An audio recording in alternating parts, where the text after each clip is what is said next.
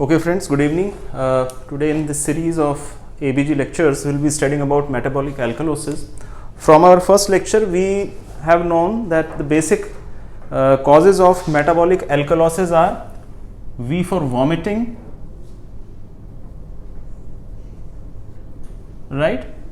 Now in vomiting, we have to understand that it's just not vomiting which is causing metabolic alkalosis. It is basically excessive vomiting. It is basically excessive vomiting which is causing metabolic alkalosis. And the reason for metabolic alkalosis is that we are losing lots of protons or H ions in our vomit. When we lose lots of H ions, as per our equation, pH is directly proportional to HCO3 by CO2. If my H ions goes down or HCO3 goes up, my pH increases. So the moment we are having excessive vomiting, or in fact we are doing nasogastric aspiration, there is a patient who has pancreatitis, or there is a patient who has a bowel obstruction, and we have placed a nasogastric tube and we are aspirating lots and lots of fluid. So that fluid will be rich in protons. The body will lose lots and lots of protons and will eventually land up into metabolic alkalosis. Second was overcorrection of hypercapnia. We'll come to the mechanism how overcorrection of hypercapnia leads to metabolic alkalosis. Third was mineralocorticoid excess. Mineralocorticoid excess, we will again understand the basic physiology how mineralocorticoid excess leads to metabolic alkalosis. I was iatrogenic, wherein we are giving lots of sodium bicarbonate solution to any patient. T was total volume loss in the form of blood or lots of urine or lots of laxative use, which gives rise to metabolic alkalosis. Now this is a way of remembering the causes of metabolic alkalosis, but when we want to understand metabolic alkalosis and want to treat metabolic alkalosis, we have to understand it in a separate way. The way is that we divide metabolic alkalosis into two types.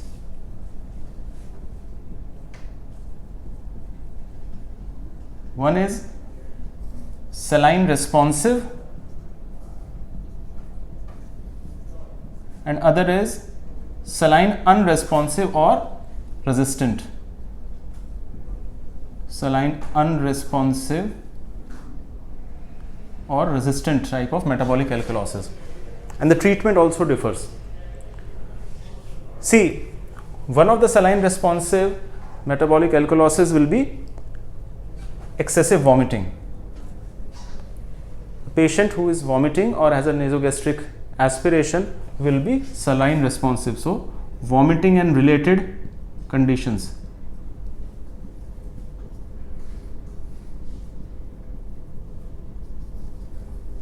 Are saline responsive.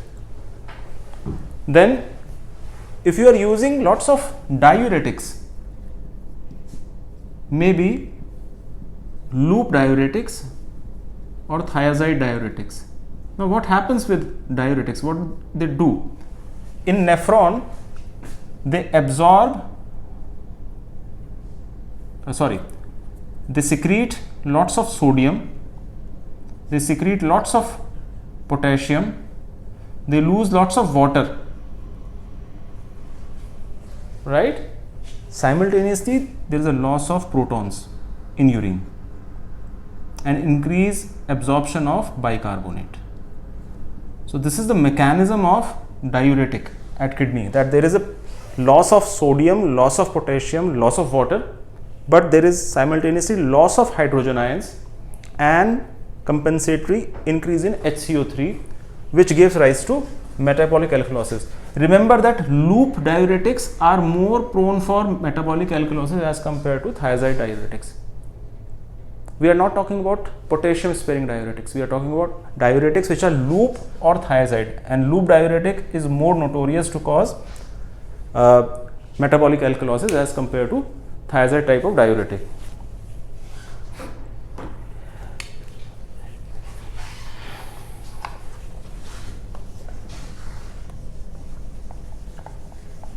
Similarly, you have a patient, suppose a patient is have chronic obstructive lung disease. Chronically his PCO2 is high. Okay, his PCO2 is high. So we have an equation, CO2 plus H2O will give rise to H2CO3, which in the presence of carbonic anhydrase splits into H ion and HCO3.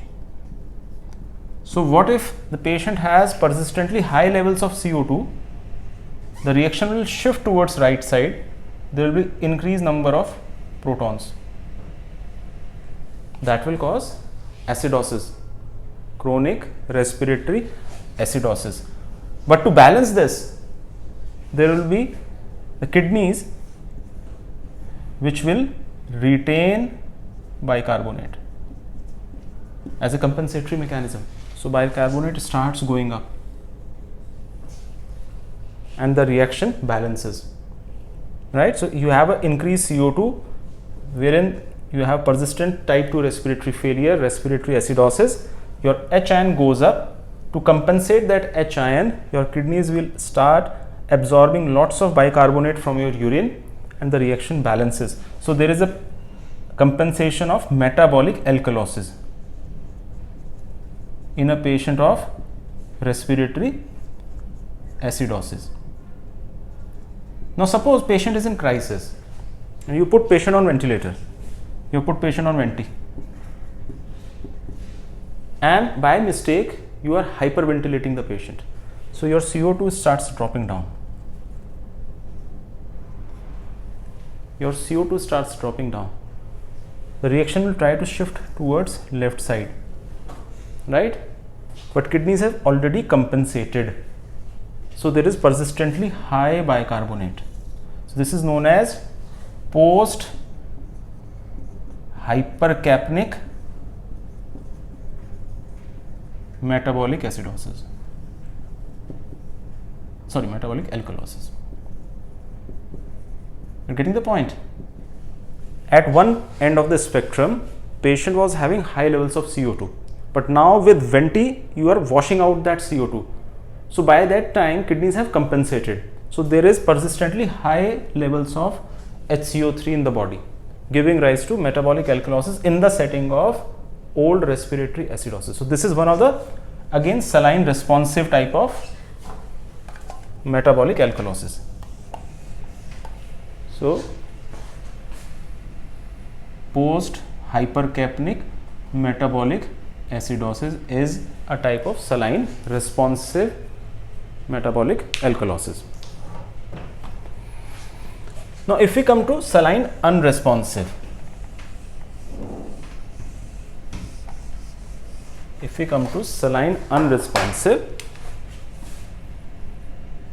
saline unresponsive, the first thing which is important is mineralocorticoid excess. Mineralocorticoid excess. Which mineralocorticoid? We are talking about aldosterone. We are talking about aldosterone. So it could be primary.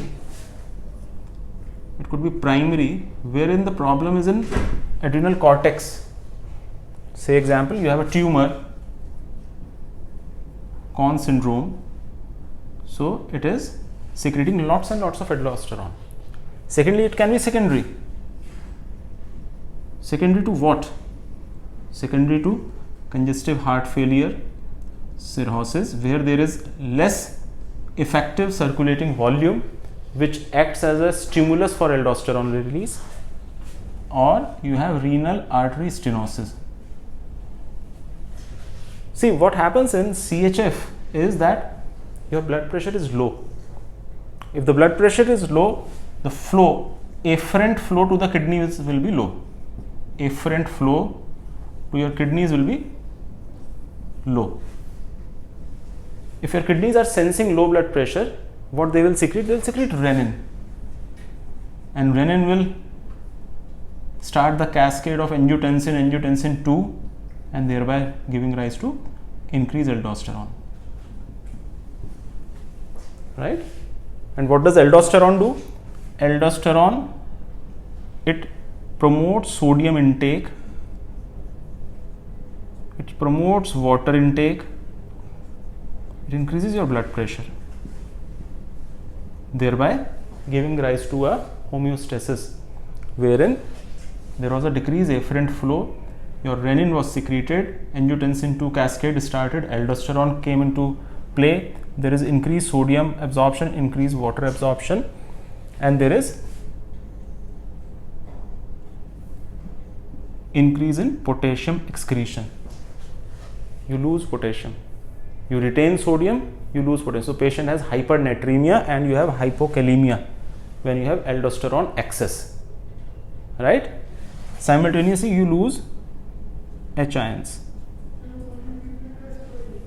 You lose H ions and you retain bit of bicarb.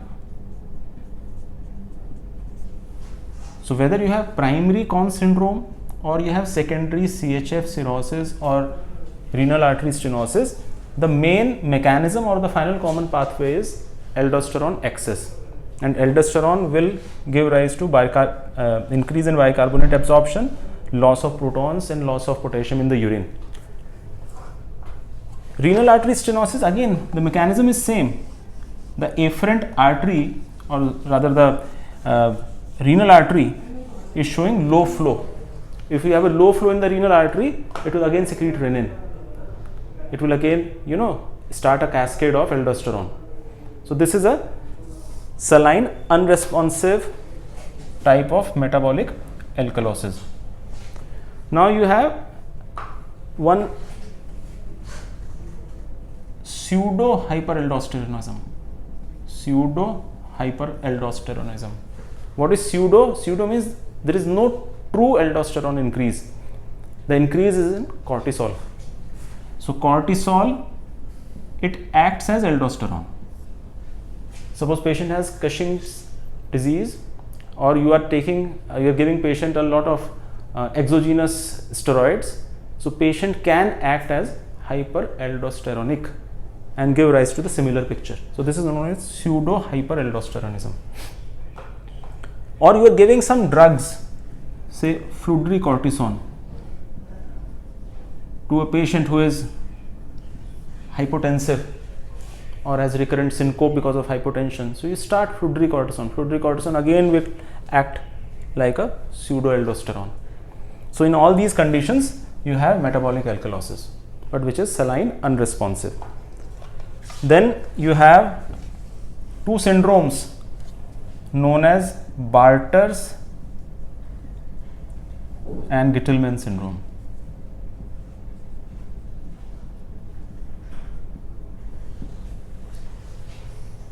Both have metabolic alkalosis. Barter syndrome technically is exactly like a loop diuretic being used.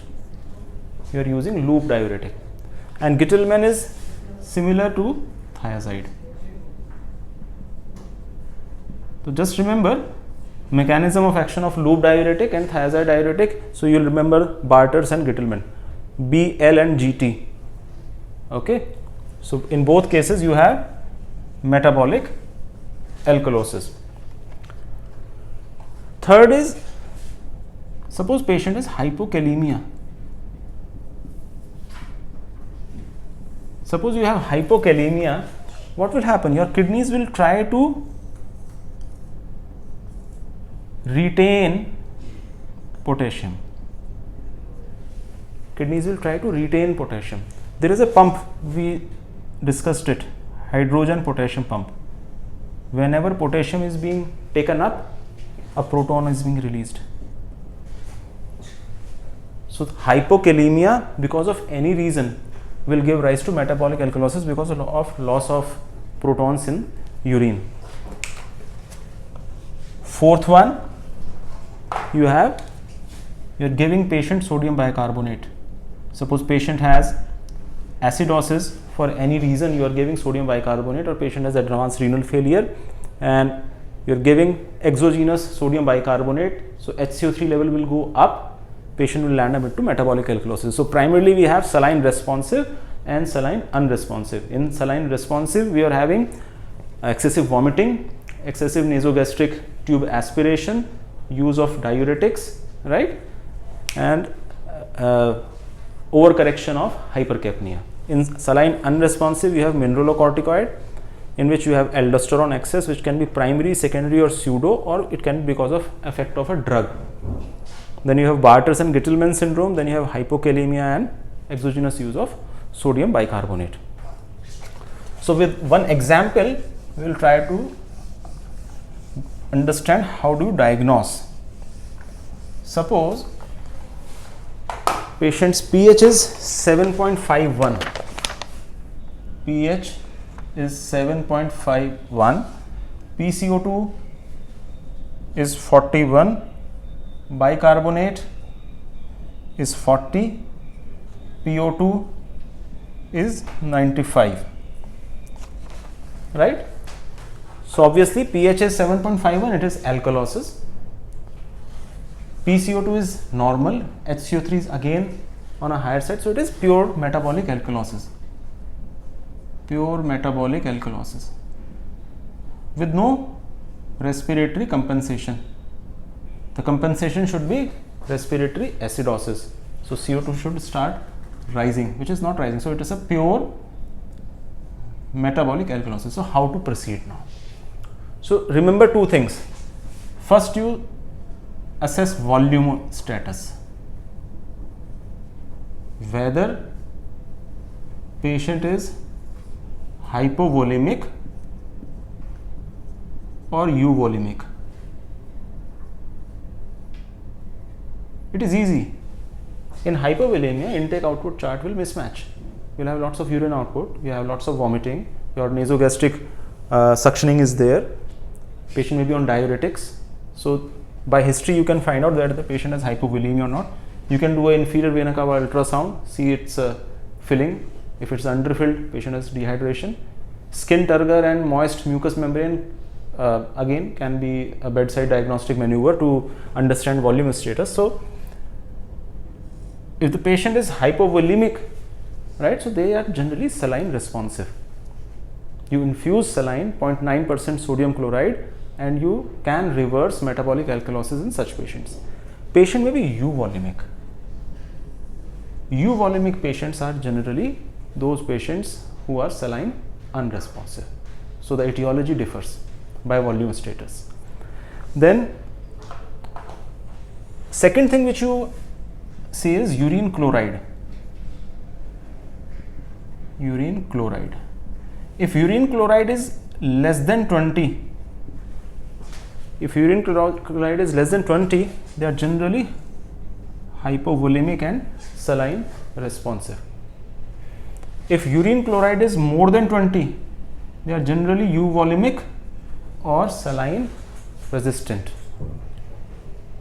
So if you have two things with you, that you understand the volume status of the patient and you have urine chloride value, you can definitely pinpoint whether my patient is in saline responsive group or saline resistant group.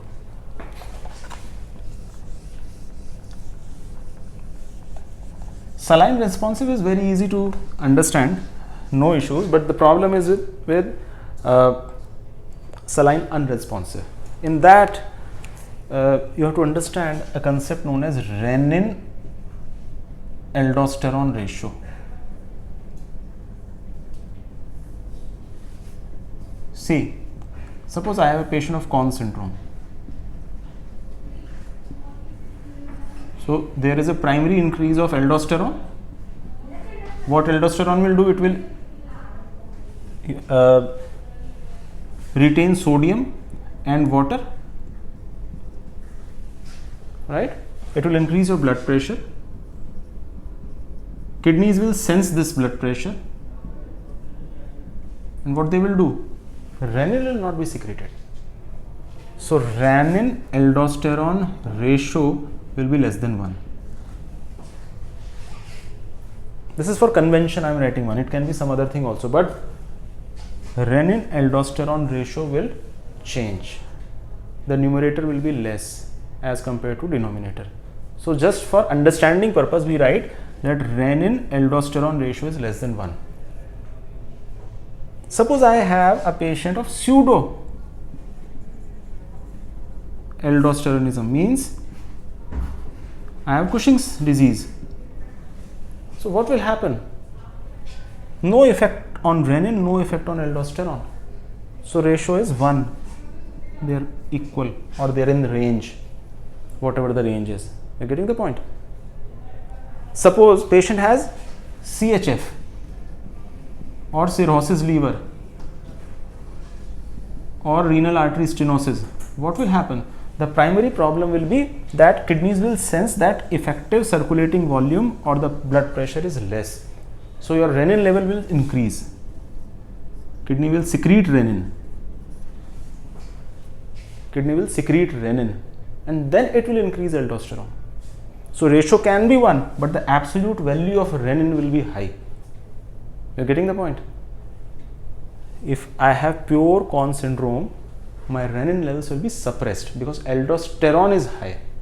But if I have CHF, cirrhosis or renal artery stenosis, I have less effective circulating volume or less blood pressure in the kidneys. The kidney will sense and it will secrete renin. So renin level will be high.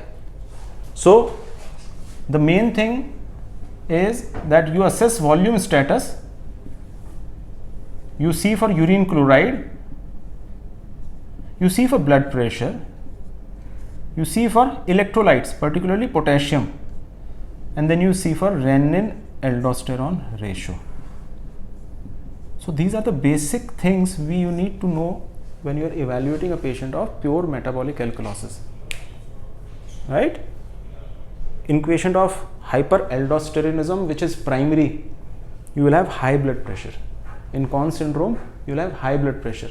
Aldosterone will promote potassium excretion, so you have hypokalemia, and renin levels will be low as compared to aldosterone. So there will be a play of reports, and you can very well come to a conclusion which type of metabolic alkalosis you are dealing with. So this part is clear, the diagnostic evaluation. Now how to treat? Suppose you have lots and lots of vomiting. So one thing is that you can prevent vomiting or stop vomiting by giving antiemetic. Second is that you can use proton pump inhibitor. If you are using PPI in a patient who is doing vomiting or who has nasogastric aspiration, what will happen is that your HN secretion in the fluid will be less. So PPI will prevent metabolic alkalosis.